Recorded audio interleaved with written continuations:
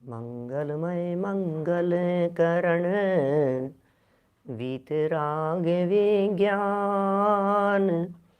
नमुता ही जाते भये अरहंतादिमान। करि मंगल करि हो महा ग्रंथ करन के काज।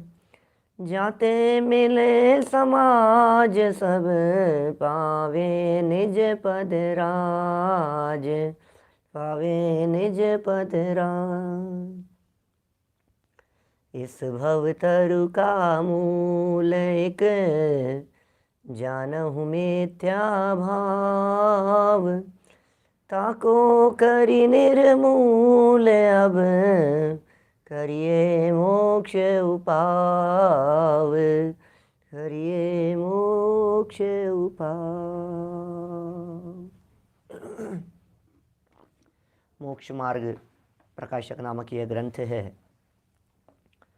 आचार्य कल्प पंडित प्रवट टोडरमल जी साहब सूक्ष्म भूलें निकाल रहे हैं, बारीक बातें हैं, मोटा मोटा देखने से पकड़ में नहीं आती है आखिर ये कहना क्या चाहते हैं। ऊपर ऊपर से देखने पर ऐसा लगता है इसमें क्या गलती है, इसमें क्या भूल है, ये तो सही है, इसमें तो कोई गलती नज़र नहीं आती है। टोडरमल जी साहब यहाँ एक एक बात को बहुत गहराई से प्ररूपित कर रहे हैं, प्रकट कर रहे हैं, बता रहे हैं। Page number 227। आज हमें यहाँ संवर तत्व का अन्यथा रूप के संदर्भ में चर्चा करनी है। वैसे तो जो आश्रव को नहीं पहचानता वो संवर को भी नहीं पहचानता है। जिस जीव की आश्रव के संदर्भ में भूल होती है उस जीव की संवर के बारे में भी भूल होती है। और क्योंकि एक दूसरे के विरोधी है ना ये दोनों, आश्रव का ऑपोजिट है संवर और संवर का ऑपोजिट है आश्रव।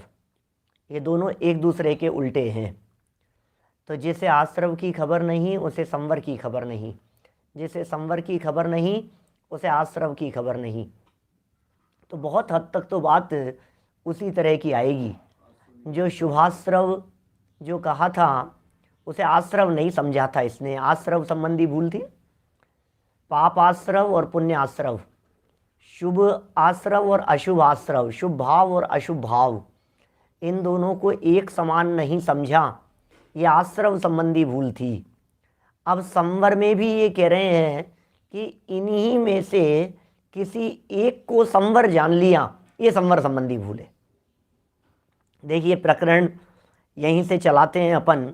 पेज नंबर 227 पर नीचे लास्ट में पंक्तियां हैं।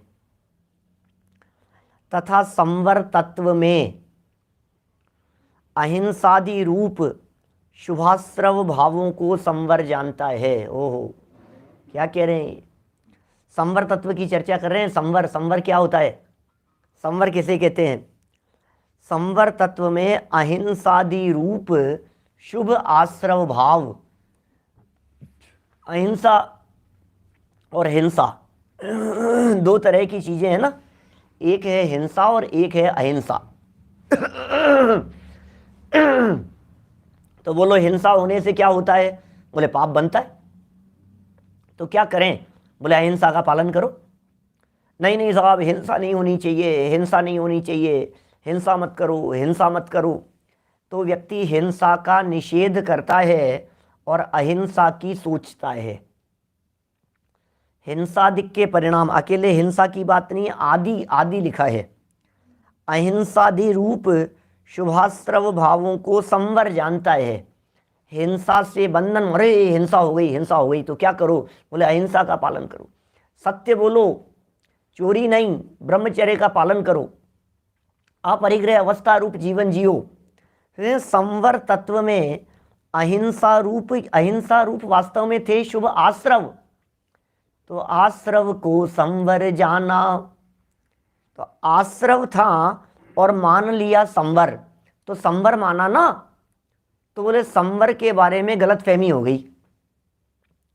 गलत व्यक्ति को संवर समझ लिया, गलत चीज को संवर समझ लिया, जो संवर था नहीं उसे संवर समझ लिया। ऐसा कहते हैं ना, दादा ने सत्य की खोज जैसी बात कही। संवर क्या है भैया, संवर क्या है, देखो तलाशो, संवर को तलाशो।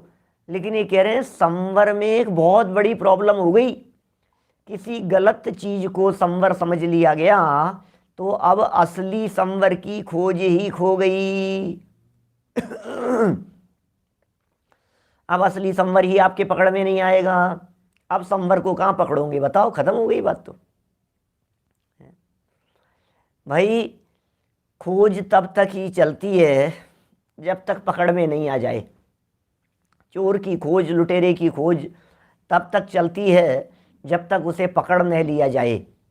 और यदि चोर लुटेरे को यदि पकड़ लिया गया है तो फिर बस अब फाइल बंद, फाइल क्लोज हो गई। अब ये कह रहे हैं किसी गलत व्यक्ति, इसलिए जो भी अपराधी लोग होते हैं ना वे क्या करते हैं, अपराधियों की एक प्रवृत्ति होती है, शातिर अपराधियों की, और वो प्रवृत्ति ऐसी होती है कि जब कभी भी वे कोई अपराध करते हैं तो जिस स्थान पर अपराध किया गया है उस स्थान पर वे कुछ न कुछ सबूत छोड़ते हैं, लेकिन गलत, गुमराह करने के लिए, पुलिस को गुमराह करने के लिए, लोगों को गुमराह करने के लिए। नहीं नहीं ये ऐसा दिख रहा है, इससे लगता है शायद ये हत्यारा होगा। तो क्या होता है, गलत व्यक्ति पकड़ में आ जाता है और फिर इन्हें लाइफ टाइम किसी तरह की कोई प्रॉब्लम नहीं होती। अब हमारे साथ में क्या हुआ, हम चाहते थे संवर, अब संवर चाहते थे और शास्त्र पढ़ा हमने, वो देखा कि अरे अरे हिंसा है, हिंसा नहीं नहीं नहीं हिंसा नहीं, अहिंसा होनी चाहिए, अहिंसा परम धर्म है। तो बोले अहिंसा का पालन किया और ये कह रहे हैं इसे संवर समझ लिया। परंतु टोडरमल जी का परंतु शब्द है, क्या कह रहे हैं, एक ही कारण से पुण्य बंध भी माने और संवर भी माने, वह नहीं हो सकता। ओहो, जिससे संसार हो उससे मोक्ष कैसे होगा, जो संसार का कारण हो वो मोक्ष का कारण कैसे होगा। एक ही कारण से पुण्य बंध भी माने और संवर भी माने। पुण्य बंध इसका मतलब बंध है और संवर है मुक्ति का हेतु। तो जिस कारण से बंध माना गया है उसी कारण से मोक्ष मान रहा है, जबकि दोनों परस्पर विरोधी हैं। दोनों से एक कारण, एक ही काम कैसे हो जाएगा। जिससे बंध होगा उससे संवर कैसे हो सकता है, और जिससे संवर होगा उससे बंध कैसे हो सकता है। बड़ी गंभीर बात कह रहे हैं, विचारणीय मुद्दा बता रहे हैं पंडित जी साहब। यहाँ ये जीव विचार नहीं करता है, गहराई से सूक्ष्मता में विचार करे तो वस्तु स्थिति स्पष्ट हो। एक ही कारण से पुण्य बंध भी माने, एक ही कारण से, और संवर भी माने, दोनों कैसे होगा। ये कहता है कि कोई बात नहीं, ये इससे यदि मोक्ष नहीं मिलेगा तो कम से कम स्वर्ग तो मिल ही जाएगा। इसका मतलब मोक्ष के कारण को और स्वर्ग के कारण को एक जान रहा है। पंडित जी इतना अभ्यास करते हैं, इतना सब कुछ कर रहे हैं, लगे हैं, और कम से कम मोक्ष नहीं मिलेगा तो हमारे को स्वर्ग तो मिल ही जाएगा। लेकिन भाई मोक्ष और स्वर्ग, मोक्ष ये मुक्ति है और स्वर्ग ये बंधन है। मुक्ति और बंधन ये दोनों अलग अलग चीज़ें हैं। ये दोनों एक कारण से कैसे, जैसे मान लीजिए कोई व्यक्ति मेडिकल की पढ़ाई कर रहा है, कोई स्टूडेंट मेडिकल पढ़ रहा है, मेडिकल पढ़ा उसने, वो क्या सोचता है, यार ठीक है चलो अच्छे नंबरों से पास हो जाएंगे तो अच्छे डॉक्टर बन जाएंगे, और मेडिकल की पढ़ाई कर रहा हूँ, यदि मैं डॉक्टर नहीं बन पाया तो कंपाउंडर तो बन ही जाऊंगा। क्या क्या सोचते हैं। तो ठीक है वो चीज़, क्योंकि कंपाउंडर और डॉक्टर ये दोनों एक ही प्रक्रिया है, एक ही रास्ता है, एक ही प्रोसेस है। अच्छी पढ़ाई की, अच्छा योग्य हो गया तो क्या कहेंगे, बोले अच्छा डॉक्टर बन गया, और थोड़ी सी चूक रह गई तो कंपाउंडर बना रहा, सहयोगी बना रहा डॉक्टर्स के। तो ऐसा हो गया ना।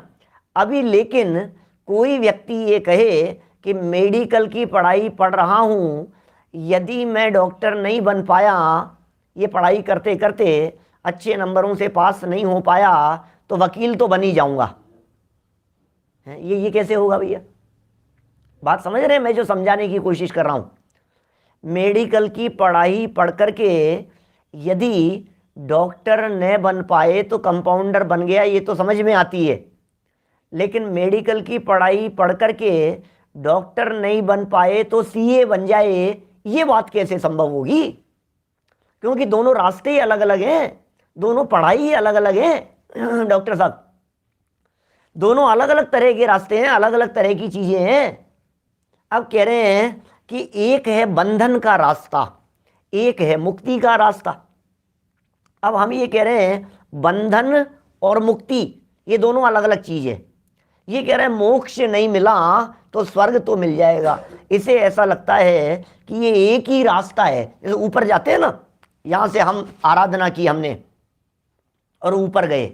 अब ऊपर जाते जाते ज्यादा अभ्यास था तो बिल्कुल ऊपर चले गए लोक के शिखर पर, थोड़ा कम रहा तो ऊपर तक नहीं जा सके, थोड़ा सा कम, थोड़ा सा कम, तो कहां तक? बोले स्वर्ग तक, सर्वार सिद्धि, नहीं तो और कम 16वें स्वर्ग, नहीं तो और कम पहले दूसरे स्वर्ग में तो चले जाएंगे। माने जाते जाते, जैसे कहते हैं ना, यहां से हमारे को यदि मान लीजिए, अभी मैं किसी क्षेत्र की बात नहीं कर सकता क्योंकि देश विदेश में सब तरफ अलग अलग नगरों से लोग सुन रहे हैं, लेकिन मैं बात करूं यहां से हमें जाना है सांगानेर, जयपुर की बात करें, और हम हैं इधर इस एरिया में, नॉर्थ एरिया में हैं हम, और वो साउथ में है उधर। तो हमें ये कहना है कि अभी यहाँ से हम सांगानेर के लिए निकले, या समझ लीजिए पदमपुरा के लिए निकले, पदमपुरा नहीं पहुँच पाएंगे तो सांगानेर तो पहुँच ही जाएंगे। ऐसा ऐसा है ना, होता है ना ऐसा? ये तो सही है क्योंकि एक ही दिशा में है। आप अपने अपने नगर में किसी भी क्षेत्र के लिए आप इस बात को लागू करके देख सकते हैं। वहाँ अरे भाई इतना टाइम है हमारे पास में, यार भोजन करना है हमारे को, एक काम करते हैं वहाँ तक पहुँच जाएंगे अपन 2 घंटे में। यदि वहाँ तक नहीं पहुँचेंगे तो वहाँ तक तो पहुँच ही जाएंगे, फिर वहाँ रुक करके अपन भोजन ले लेंगे। ऐसा होता है ना, ट्रैफिक ज़्यादा मिल गया, वहाँ नहीं पहुँचे, पदमपुरा नहीं पहुँचे तो सांगानेर रुक जाएंगे, वहाँ कर लेंगे। लेकिन कोई व्यक्ति, अब आमेर जो है ये हमारे बिल्कुल अपोजिट डायरेक्शन में है। इस डायरेक्शन में है सांगानेर और इस डायरेक्शन में है आमेर। इस डायरेक्शन के अंदर है पदमपुरा, पदमपुरा और सांगानेर, और इस डायरेक्शन में है आमेर। ये कहता है मैं इधर चल रहा हूँ, यदि पदमपुरा नहीं पहुँचा तो सांगानेर पहुँच जाऊँगा, ये तो सही था, लेकिन पदमपुरा नहीं पहुँच पाया तो आमेर पहुँच जाऊँगा, ये गलतफहमी में है। ये यहाँ समझा रहे हैं। जो अहिंसा का परिणाम था, ये अहिंसा का परिणाम तो शुभ आश्रव परिणाम था, और आश्रव जो है ये संवर का विरोधी है। अब तुमने ये समझ लिया, हमने ये समझ लिया, ये तो बहुत, देखो भाई मुझे मालूम है अभी सैद्धांतिक रूप से यदि हम बात करेंगे आपसे, यदि हमने सिद्धांत में आपसे पूछा कि बतलाओ अहिंसा का परिणाम, शुभ भाव का परिणाम ये क्या है, तो आप कह दोगे ये तो आश्रव है, आश्रव है। पंडित जी ये तो हमने पढ़ा है, क्योंकि टोडरमल जी की ये लाइनें हम पहले पढ़ चुके हैं ना। 7 तत्व संबंधी भूलें हम जानते हैं, हमने पहले भी मोक्ष मार्ग प्रकाशक पढ़ा है, और हम तो बहुत अभ्यासी लोग हैं, तो ये बात जवान से कैसे कह सकते हैं। लेकिन टोडरमल जी कह रहे हैं दिल के आईने में झांक करके देखो, आपको अहिंसा अच्छी लग रही है या नहीं। हिंसा, झूठ, चोरी, कुशील, ये सब पाप आपको खोटे लगते हैं। और अरे क्यों पाप कर रहे हो, क्यों पाप कर रहे हो, अरे पाप मत करो, पाप मत करो। अब अहिंसा का पालन किया, सत्याचौर्य का पालन किया, अब अच्छा है, अब सही है। तो ये कह रहे हैं भाई साहब शुभ आश्रम को संवर समझ लिया, परंतु एक ही कारण से पुण्य बंध भी माने और संवर भी माने, वे नहीं हो सकता।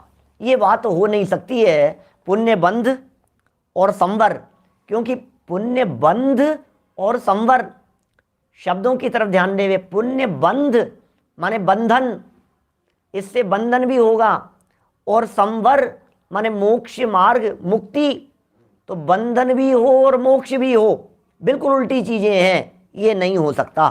देखिए आगे प्रश्न, अरे बड़े गजब का प्रश्न भी उठाया है और बहुत ही गजब का जवाब भी दिया है।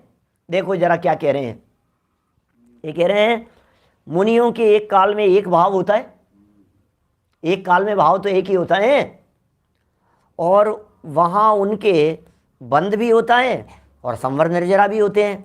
तो किस प्रकार है, क्या बंधन भी मुनिराज है ना, मुनि अवस्था छठे सातवें गुणस्थान की भूमिका है।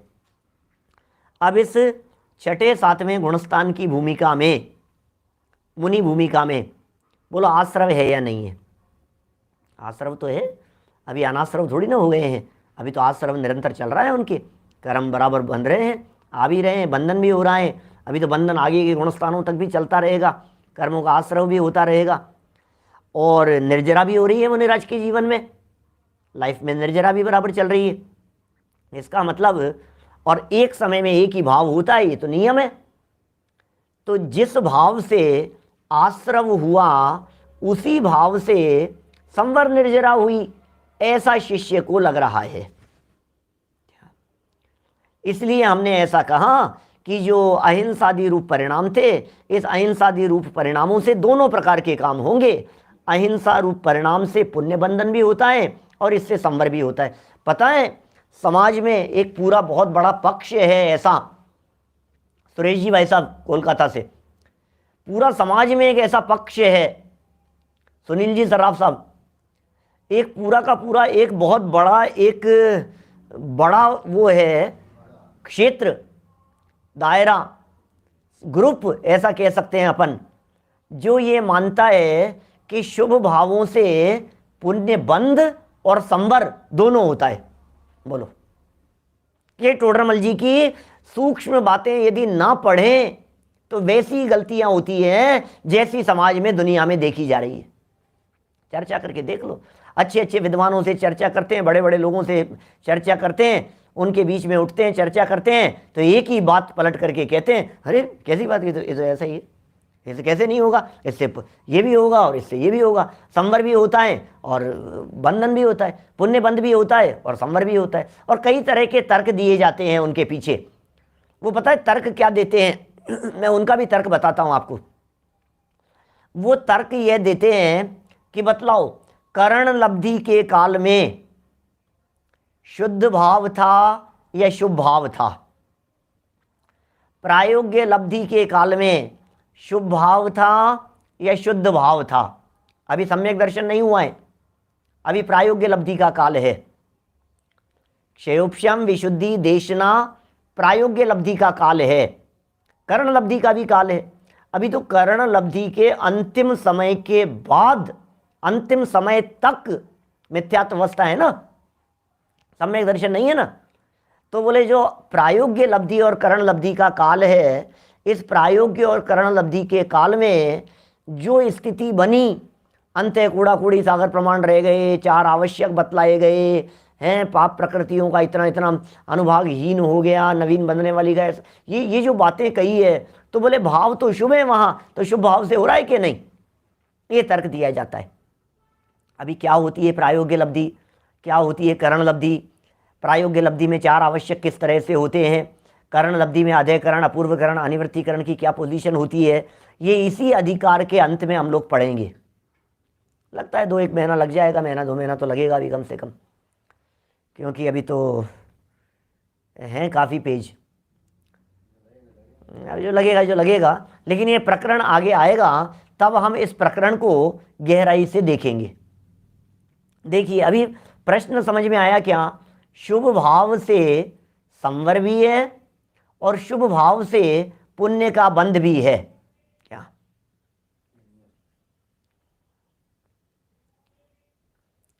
माने बात सही कह रहे हैं जिग्नेश भाई, है ना, मतलब वो पूर्व में भी उसी तरह की अवस्था होगी। देखिए बात कह रहे हैं भाई, अभी टोडरमल जी तो बात ही कुछ अलग कहना चाह रहे हैं। हम लोग जो समझ रहे हैं, हम लोगों के दिमाग में जो बात चल रही है उससे कुछ अलग तरह की बात कहना चाह रहे हैं। वो कह रहे हैं वह भाव मिश्र रूप है, बारीकी देखना आप, छद्मस्त दशा में चौथे गुणस्थान से लेकर 12वें गुणस्थान तक मिश्र दशा है, छद्मस्त है ना अभी। देखो आगे, कुछ वीतराग हुआ है और कुछ सराग रहा है। अभी इसमें भी शब्दों के अंदर देखो आप, हुआ है और रहा है, ये क्या क्या शब्द हैं। कभी कभी ऐसा लगता है सोच समझ करके एक एक शब्द की रचना या लेखन हुआ है। वीतराग हुआ है, ये तो हुआ है, माने वीतरागता चाहता था। और सराग रहा है, सराग हुआ है नहीं, सराग होना थोड़ी ना चाहते हैं, सराग थोड़ी ना बने रहना है। ये तो कह रहे हैं सराग तो रह गया है।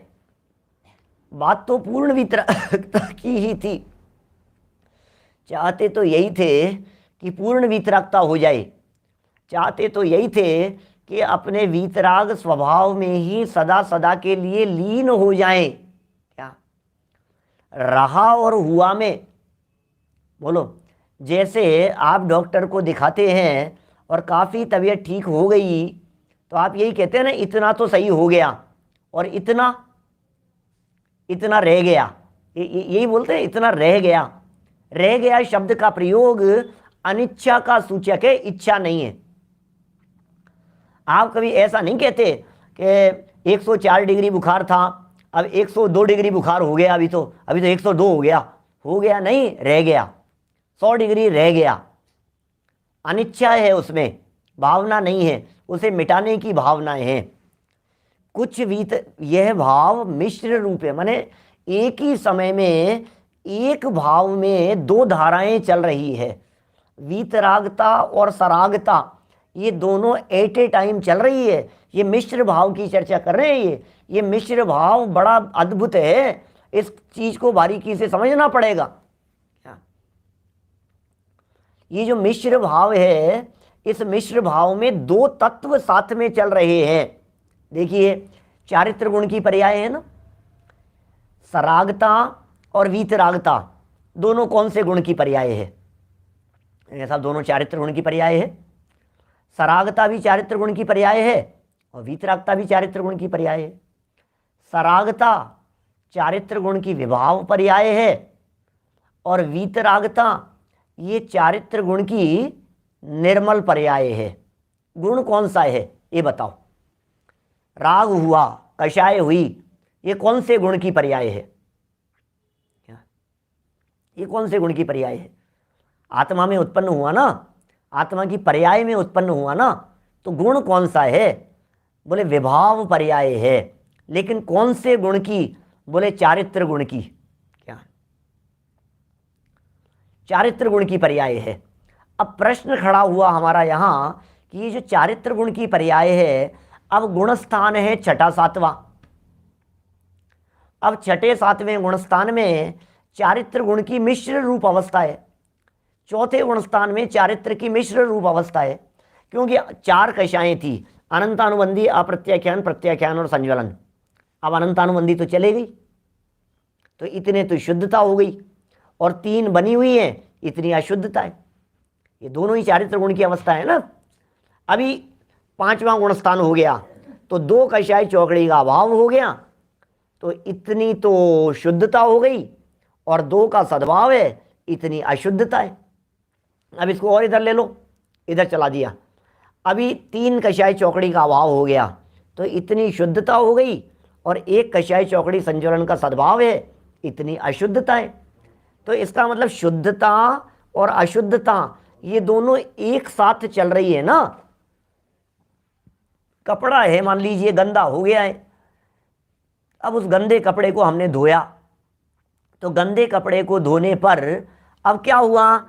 जैसे उस कपड़े को धोया तो मैल कुछ तो निकल गया और कुछ गंदगी रह गई। दाग लग गया था किसी चीज का, वो दाग कुछ निकल गया, और कुछ क्या क्या शब्द होगा? कुछ रह गया। ड्राई क्लीनर के जाओ ना, कपड़े भाई साहब थोड़ा सा रह गया। रह गया मतलब वो ये नहीं कहता थोड़ा सा रख दिया समझ भाषा में कितना फर्क है। नहीं, थोड़ा सा रख दिया मैंने। बाबूजी आपका कुर्ता धुला, इस कुर्ते के अंदर मैंने थोड़ा सा दाग रख दिया कि रह गया। निकालना तो पूरा ही चाहता था लेकिन रह गया। ये मिश्र भाव की यहाँ चर्चा कर रहे हैं। ये मिश्र भाव की चर्चाएं अपने पुरुषार्थ सिद्धि उपाय के अंतिम श्लोकों में बड़ी गजब की है। ये नांशेन तो रागस्ते नांशेन बंधनम भवति, ये नांशेन वीतराग, जितने अंश में वीतरागता है उतने अंशों में बंधनम नास्ति, उसमें बंधन नहीं है।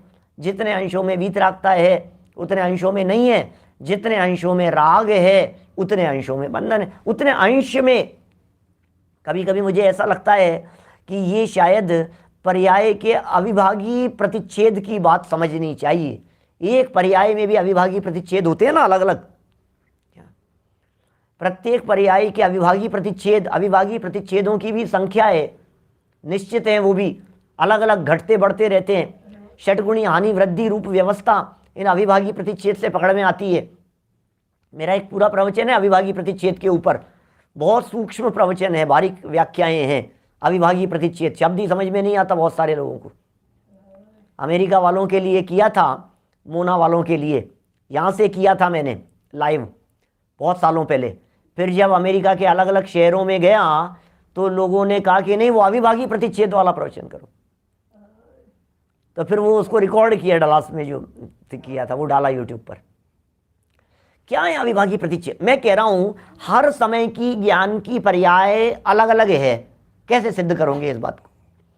एक समय की ज्ञान की पर्याय दूसरे समय की ज्ञान की पर्याय से अलग कैसे होगी? माने वर्तमान ज्ञान की पर्याय का जो विषय था वो जितने अंशों में जान रहा था, दूसरे समय के ज्ञान की पर्याय विशेष फोल्डर में ही है। दूसरे समय की जो ज्ञान की पर्याय है, ये पर्याय के अंदर उसका विषय वो अलग होगा निश्चित तौर पर। हर समय की पर्याय अलग अलग। जैसे केवल ज्ञान पर्याय, सर्वोत्कृष्ट अविभागी प्रतिच्छेद कहते हैं केवल ज्ञान की पर्याय की। जैसे दोषावरण योर हानि निशेषास्त्य अतिशाय नाथ क्वचित यथा स्वहेतुभ्यो बहिरंतरमलक्षय। ये समंत भद्राचार्य देव ने लिखा ना ऐसा, दोषों और आवरणों की हानि धीरे धीरे। जैसे देखो कपड़े की दाग की चर्चा की ना अपन ने, धुला वो तो धुला तो कम हो गया, फिर और धुला तो और कम हो गया, फिर और धुला तो और कम हो गया, दाग जो लगा हुआ था वो। तो ये जो कम कम कम कम होता चला जा रहा है, ये जो तारतम्यता है, ये तारतम्यता प्रति समय की पर्याय में भी होती है। ये चारित्र गुण की पर्याय में वीतरागता और सरागता, क्या वीतरागता और सरागता, ये दोनों एक ही चारित्र गुण की पर्याय में हैं। ये टोडरमल जी बड़ी सुंदर व्याख्या कर रहे हैं। उपयोग को एकाग्र करके सूक्ष्म रीति से समझें तो इस रहस्य को समझ पाएं। देखिए जो अंश वीतराग हुए, जो अंश, इसका मतलब किसके अंश की बात कर रहे हैं? ये चारित्र गुण की पर्याय के अंश की बात कर रहे हैं। अरे यार क्या बात कर रहे हो, पर्याय के भी अंश होते हैं क्या? पर्याय तो सबसे छोटी होती है, पर्याय से छोटा तो कुछ होता ही नहीं है। पर्याय का अंश कैसे संभव है? पर्याय तो खुद अंश है। लेकिन अविभागी प्रतिच्छेदों की दृष्टि से उस पर्याय के अंशों की चर्चा कर रहे हैं, विषय की दृष्टि से चर्चा कर रहे हैं। उस पर्याय में किसी विषय के उघाड़ की दृष्टि से चर्चा कर रहे हैं। कितना उघाड़ है और कितना ढका हुआ है। जितना उघाड़ हो गया है उतना प्रकट है, जितना ढका हुआ है वो चीज पकड़ में नहीं आती। देखो क्या कहा, जो अंश वीतराग हुए उनसे संवर है, और जो अंश सराग रहे, यहां भी देखो हुए और रहे, इसका मतलब टोडरमल जी हुए और रहे के अंतर को बराबर समझ रहे थे, तभी तो लिखा उन्होंने ऐसा। जो अंश वीतराग हुए उनसे संवर है, और जो अंश सराग रहे उनसे बंद है। तो एक भाव से तो दो कार्य बनते हैं। सुनना, अरे क्या गजब कह रहे हैं टोडरमल जी, लेकिन एक ही भाव से तो दो कार्य बन गए हैं, बात तो सच्ची है। एक भाव से, परंतु एक प्रशस्त राग ही से, एक प्रशस्त राग ही से क्या पुण्य आश्रव भी मानना और संवर निर्जरा भी मानना सो भ्रम है। भाव एक है, कार्य दो बने। ध्यान देना, बहुत एक एक शब्द जो है ना, ये बहुत बारीकी से लिखा है। सो क्या कह रहे हैं, एक भाव से दो कार्य तो बने, परंतु एक प्रशस्त राग की बात करो आप। इस प्रशस्त राग से पुण्याश्रव भी मानना और संवर निर्जरा भी मानना सो भ्रम है। यार समझ में नहीं है ये बात, पंडित जी क्या कहना चाह रहे हैं। सुनो मेरी बात सुनो, कंफ्यूज नहीं हो आपको। भाव तो एक है, लेकिन उस एक भाव के दो अंश हैं। भाव तो एक है, पर्याय तो एक समय की है। उस एक समय की पर्याय के दो अंश हैं अलग अलग। अब उनमें एक अंश में तो है राग और एक अंश में है वीतराग, और भाव है एक। क्या क्या समझना भाई, ये पिताजी साहब ध्यान देना, ये जो भाव है ना, एक भाव हुआ। अब उस भाव के दो हिस्से हुए, एक वीतराग वाला हिस्सा है और एक राग वाला हिस्सा है। ज्ञान धारा कर्म धारा कह दीजिए उसे। अब ज्ञान धारा और कर्म धारा ये दोनों एक भाव है, तो एक भाव से दो काम तो हुए, लेकिन इनमें से जो एक अंश है उससे दो मानो, ये कैसे होगा? ख्याल में आ रही है बात? अभी इसमें जो सरागता है, जो प्रशस्त राग है, जो शुभ राग है, उस शुभ राग से बंधन भी मानो और उस शुभ राग से मुक्ति भी मानो, ये बात कैसे बनेगी? भाव एक, उस एक भाव में सरागता से बंधन मानो और वीतरागता से मुक्ति मानो। बहुत बारीकी में जाकर के बात कर रहे हैं पंडित जी। जैसे देखो, इस सूत्र का भी अनर्थ किया जाता है। कौन से सूत्र का? सम्यक्त्वम च। आप लोगों में से तत्वार सूत्र के अभ्यासी होंगे तो बात समझ में आ गई होगी मेरी। सम्यक्त्वम च क्या था? क्या है सम्यक्त्वम च का अर्थ? आगे पीछे के सूत्र देखो तो बात ख्याल में आएगी। देवायु के आश्रव के कारण बतलाए, और देवायु के आश्रव के कारण बतलाते हुए कहा, सराग संयम संयमा संयमा काम निर्जरा बाल तपांसी देवस्य। फिर कहा सम्यक्त्वम च, सम्यक्त्व से भी देवायु का आश्रव होता है। अब बतलाओ, अब सम्यक्त्व से देवायु का आश्रव होता है, इसका अर्थ करने में भी क्या, इसका अर्थ करने में भी सारा मटिया मीट कर दिया। बोले सम्यक दर्शन से देवायु का बंध होगा, सम्यक दर्शन से देवायु का बंध होगा। सम्यक दर्शन से तो अबंध अवस्था होती है, सम्यक दर्शन से बंधन नहीं होता।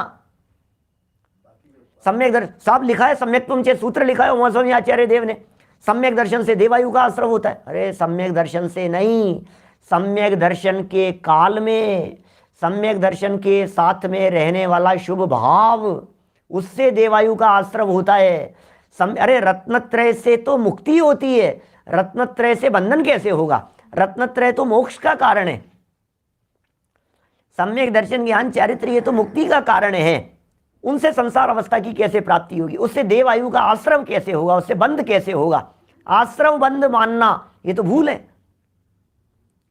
अच्छे अच्छे स्वाध्यायी करने वाले लोगों से आप पूछ लो जरा, समाज में दुनिया में इधर उधर, सम्यक्त्वम च यही अर्थ करेंगे उसका। सम्यक दर्शन से बंध होता है, सम्यक दर्शन से बंध होता है, पुण्य का बंध होता है, सम्यक दर्शन से देवायु का बंधन होता है। अरे भाई, सम्यक दर्शन भी यदि बंध का कारण होगा तो फिर मुक्ति का कारण क्या होगा?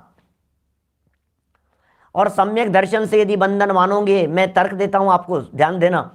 सम्यक दर्शन से यदि बंधन मानोगे तो सम्यक दर्शन का सद्भाव तो अकेले चौथे में नहीं है, सम्यक दर्शन का सद्भाव छठे सातवें में भी है, सम्यक दर्शन का सद्भाव श्रेणी चढ़ते समय भी है, सम्यक दर्शन का सद्भाव अनंत भगवान के भी है, सम्यक दर्शन का सद्भाव सिद्ध भगवान के भी है। क्या? सम्यक दर्शन का सद्भाव सिद्ध भगवान के भी है। सम्यक दर्शन से आश्रम मानेंगे, सम्यक दर्शन से बंध मानेंगे, सम्यक दर्शन को पुण्य बंध का कारण मानेंगे, सम्यक दर्शन को देवायु का कारण मानेंगे, तो फिर सिद्ध भगवान के भी बंधन होना चाहिए। तो सूत्र लिखा तो है यहां कि ये लिखा है, सम्यक दर्शन के साथ समझना उसका अर्थ। जिस समय सम्यक दर्शन है उसी समय सम्यक दर्शन के साथ साथ राग भाव भी चल रहा है ना, उसी सम्यक दर्शन के समय सम्यक दर्शन के साथ साथ कषाय भाव भी चल रहा है ना। जिस समय सम्यक दर्शन है उसी सम्यक दर्शन के समय 3 कषाय चौकड़ी का सद्भाव भी चल रहा है ना, अप्रत्याख्यान, प्रत्याख्यान और संज्वलन का। तो वही बात हो गई, येनान शेन, जितने अंश में सम्यक दर्शन है निर्मल हो गई है, परिणति निर्मल हो गई है, उतने में अबंध है, और जितने अंश में अभी रागादिक बचे हैं उतने में बंधन है। कह रहे हैं यहां बड़ी गजब के शब्द हैं ये। वापस देखिए जरा इस लाइन और इन शब्दों को, क्या कहना चाह रहे हैं। सो एक भाव से तो 2 कार्य बनते हैं, क्या मतलब एक समय एक भाव से 2 कार्य बनते हैं का अर्थ एक समय में 2 तरह की स्थितियां एक ही चेतन द्रव्य में होती है। क्या क्या कहा, एक ही चेतन में एक चेतन, एक आत्मा, एक चैतन्य तत्व, उस एक ही चैतन्य तत्व में एट ए टाइम 2 कार्य बन सकते हैं, कोई बाधा नहीं है। परंतु अब उन 2 में से जो एक था ना प्रशस्त राग, उस प्रशस्त राग ही से पुण्याश्रव भी मानना और संवर निर्जरा भी मानना, सो तो भ्रम है। गलती कहां हो गई। अब उसमें जो प्रशस्त राग था और वीतरागता थी, अब प्रशस्त राग से पुण्यबंध माने और वीतरागता से संवर निर्जरा माने तब तो बराबर है। और तू प्रशस्त राग से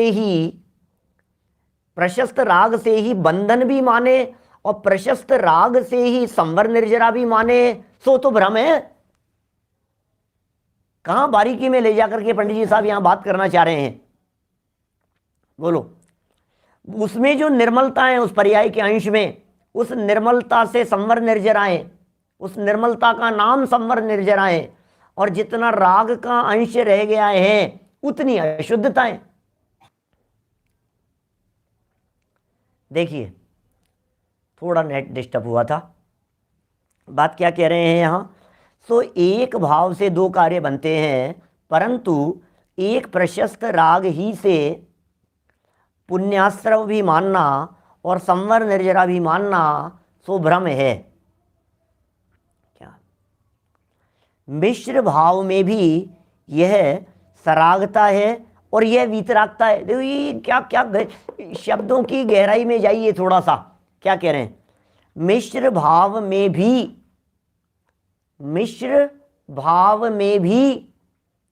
यह भाव मिश्र रूप है, ये कह दिया ना ऊपर। मुनि अवस्था की जो बात की, मुनि अवस्था में मिश्र भाव कहा। मुनि अवस्था के अंदर समाधान का पहला वाक्य था वह भाव मिश्र रूप है, बराबर, वह भाव मिश्र रूप है। अब चौथी लाइन में कह रहे हैं, समाधान की चौथी लाइन, मिश्र भाव में भी यह सरागता है, यह वीतरागता है। ऐसी पहचान सम्यक दृष्टि ही के होती है। क्या इस मिश्र भाव में, अरे मिलावट में भी इतना तो ये चीज सही है और इतनी चीज गड़बड़ है, ये आपको पहचानना पड़ेगा। असॉर्टिंग करते हैं कि नहीं करते हैं आप लोग, बोलो। बाजार से गेहूं, दाल, चावल कुछ भी लेकर के आते हैं तो उसमें असॉर्टिंग करते हैं कि नहीं करते हैं, करते हैं।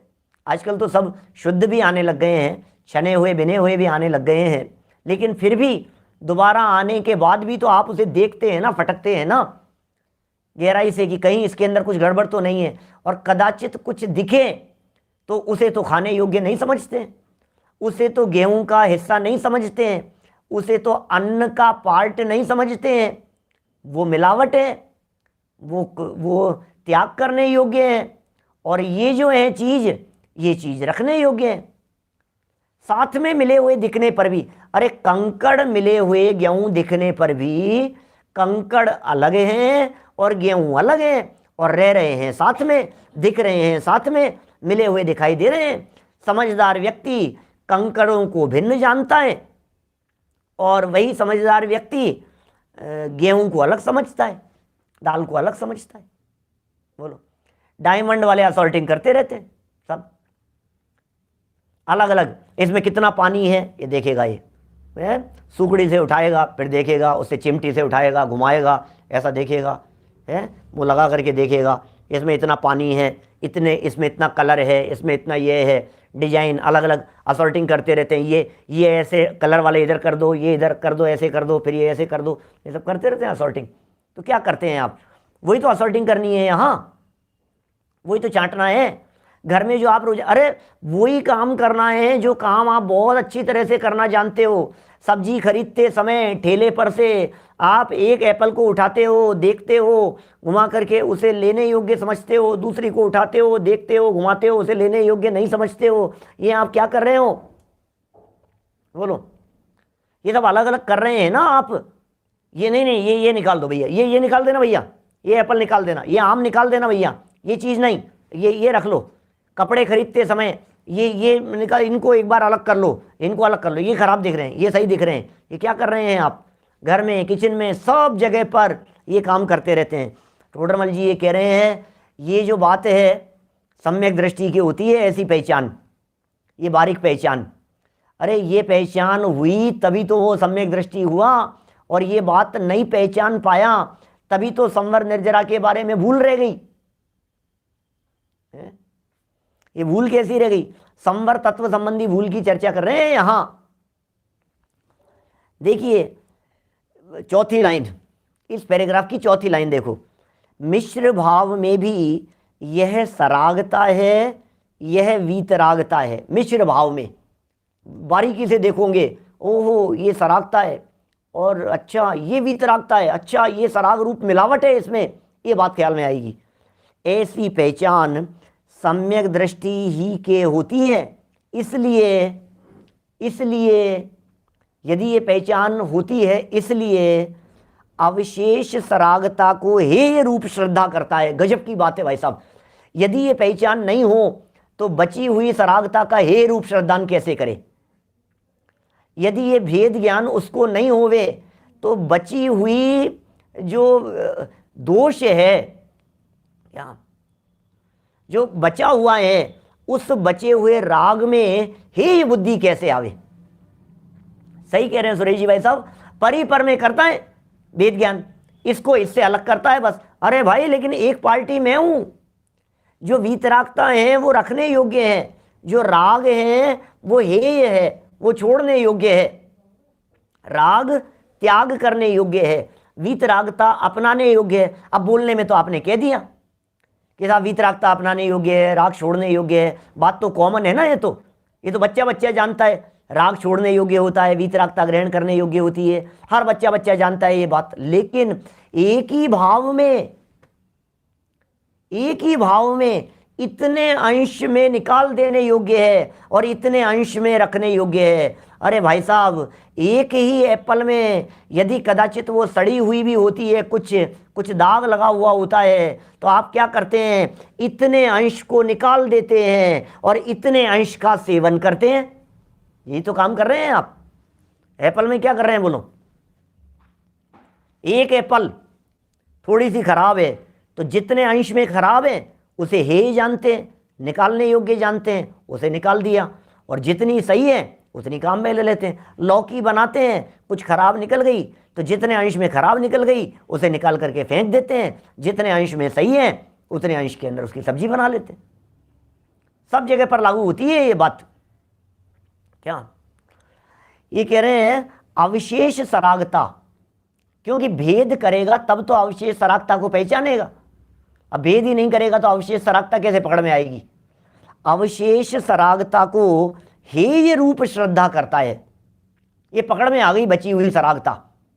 वीतरागता के साथ में सरागता का अंश मिला हुआ चल रहा था, ये मिलावट चल रही थी। इस मिलावट में कौन सी चीज उपयोगी है और कौन सी चीज निकाल देने योग्य है, इसमें से निकाल देने योग्य चीज अविशेष जो बच गई है उस सरागता का त्याग कर देने योग्य ऐसी श्रद्धा करता है। मिथ्या दृष्टि के ऐसी पहचान नहीं है। भूल कहां हो रही है? मिथ्या दृष्टि के ऐसी पहचान नहीं है। इसलिए सराग भाव में संवर के भ्रम से, ओह सराग भाव था तो राग भाव, मिथ्या दृष्टि की पहचान नहीं हो रही है। जैसे वो एक उदाहरण दिया, दादा ने भी एक आध दिन पहले भी हवाला दिया था उसका, अमृत चंद्राचार्य ने, हाथी भिन्न स्वाद जाने नहीं, गेहूं और घास मिली हुई साथ में खा रहा है और भिन्न स्वाद जाने नहीं, समझे मीठी घास।